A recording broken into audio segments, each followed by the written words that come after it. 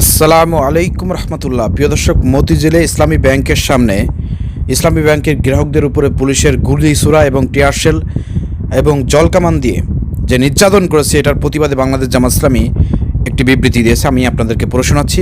জামাত ইসলামের সারা বাংলাদেশের যারা জামাত শিবিরের ভাইরা আছেন, আমরা ভিডিওটা শেয়ার করে জামাত ইসলামের এই প্রতিবাদটি সবাইকে দেখার সুযোগ করে দেন।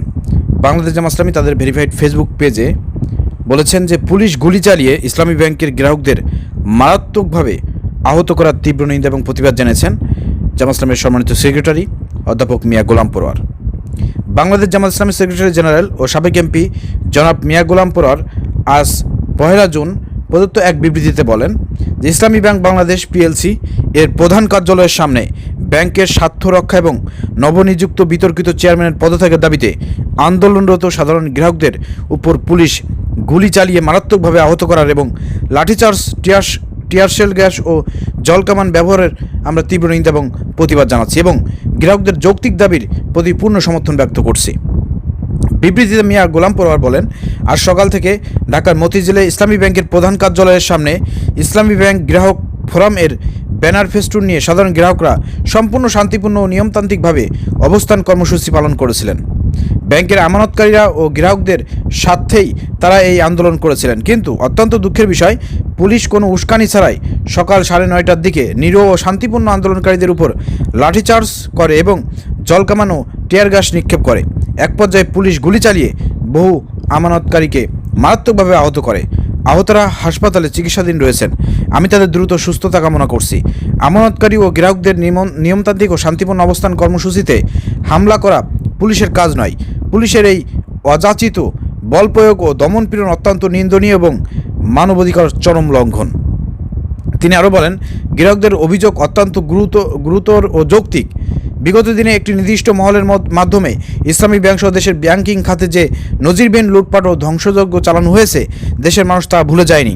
গ্রাহকরা মনে করেন নতুন নিয়োগপ্রাপ্ত চেয়ারম্যান আওয়ামী লীগের ফ্যাসিবাদের দোসর। তাকে এই গুরুত্বপূর্ণ পদে বহাল রাখলে ব্যাংকটি আবারও ভয়াবহ লুটপাটের মুখে পড়বে এবং সাধারণ মানুষের আমানত অনিরাপদ হয়ে পড়বে। নিজের কষ্টের জমানো টাকা নিরাপত্তা চাওয়া এবং ব্যাংকের সুরক্ষায় সোচ্চার হওয়া প্রতিটি নাগরিকের সাংবিধানিক অধিকার। বিবৃতিতে সেক্রেটারি জেনারেল জোর দিয়ে বলেন, আমরা স্পষ্ট করে বলতে চাই, ব্যাংক জনগণের আমানতে চলে। গ্রাহকদের স্বার্থ উপেক্ষা করে কোনো ব্যাংক টিকতে পারে না। সাধারণ গ্রাহকদের কণ্ঠরোধ করতে পুলিশের গুলি চালানো কোনোভাবেই গ্রহণযোগ্য নয়। অবিলম্বে ইসলামী ব্যাংকের গ্রাহকদের উপর হামলাকারী পুলিশ সদস্যদের চিহ্নিত করে জবাবদিহিতার আওতায় আনতে হবে।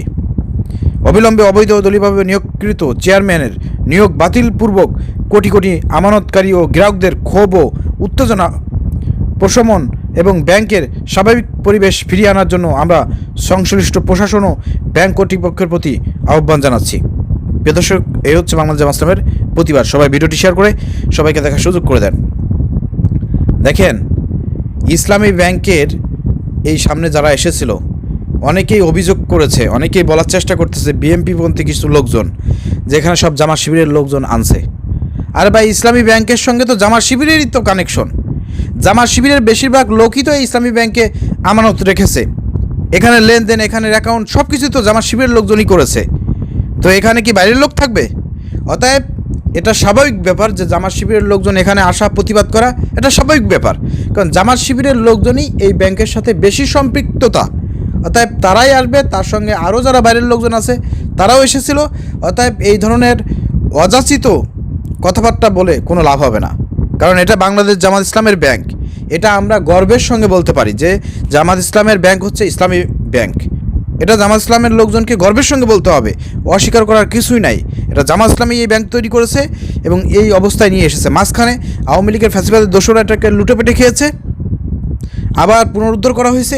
এখন আবার সেই এসএলএম গ্রুপ অথবা আওয়ামী লীগের দোসরদেরকে দায়িত্ব দিয়ে বিএনপি এই ব্যাংকে আবার নতুন করে লুটপাট করে খাওয়ার ষড়যন্ত্রে লিপ্ত আছে।